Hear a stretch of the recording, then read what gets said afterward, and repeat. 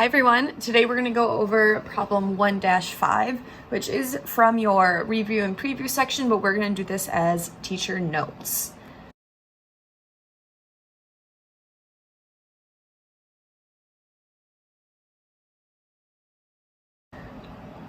I always like to write down the main information that I am given. That way, if I'm going to look back on my notes later, I have all the information I need in order to understand the math that I did.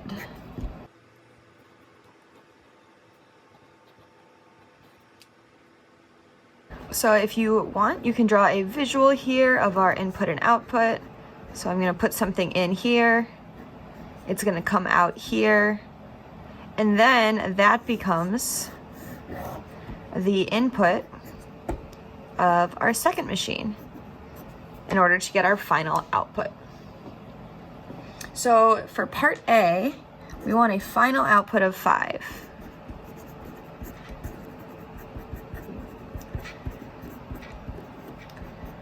Just going to write myself that note.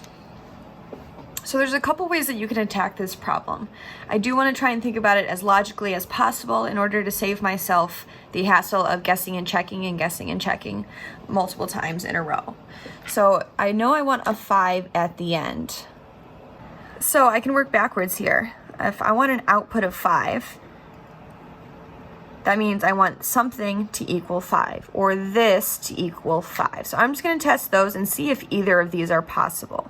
So I'm going to do my notes over on this right hand side. And I'm labeling it trials just because that's where I'm trying things out. It's not actually part of my final answer.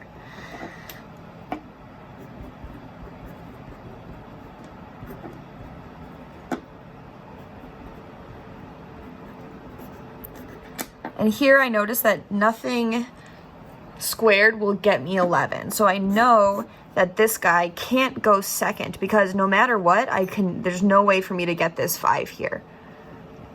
So let's try it over here.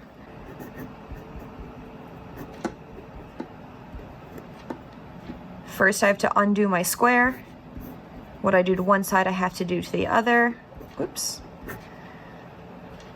So I'll get a 25 over here, x minus 5. So it is possible for me to get a nice input in order to get my output of 5.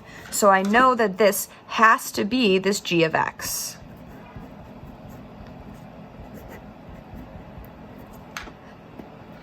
And if we wanted that output of 5, that meant that our input had to be this 30. So my 30 became the output of my original. So let's see what the input would have been here in order to make a 30. I'm going to go ahead and write this in.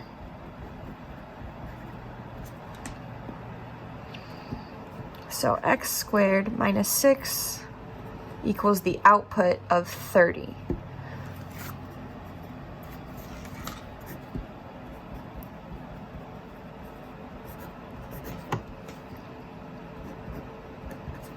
And when I take the square root of this number here, I actually get both the positive and negative 6.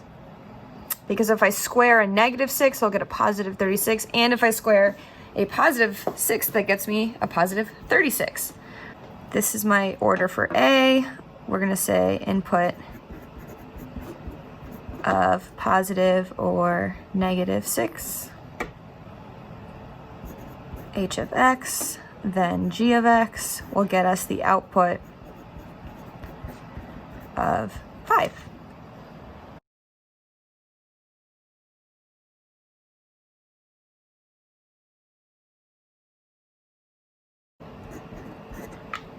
So I'm trying to get a negative 5. So these trials over here,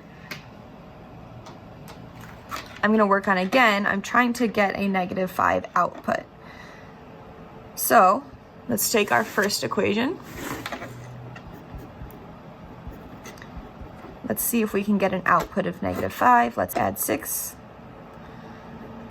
Add 6.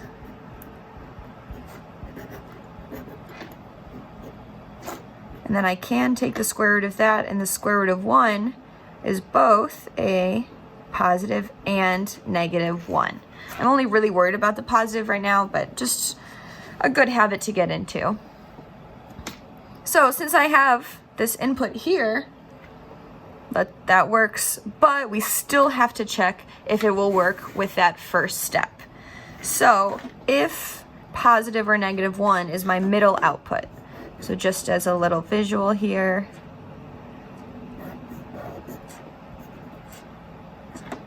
so we wanted a negative 5.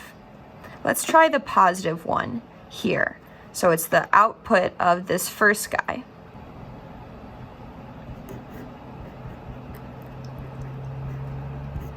Square both sides. I get x minus 5 equals 1. And x equals 6. Look at that, I got a nice number. So that means 6 can go in. It will get us the input of positive 1, which will get us the final output of negative 5. Now we can also try this negative 1, but since we found a working function machine, it's not necessary. So yes, it works, and then make sure we say which one goes first. And in this case, g of x had to go there, and h of x had to go here.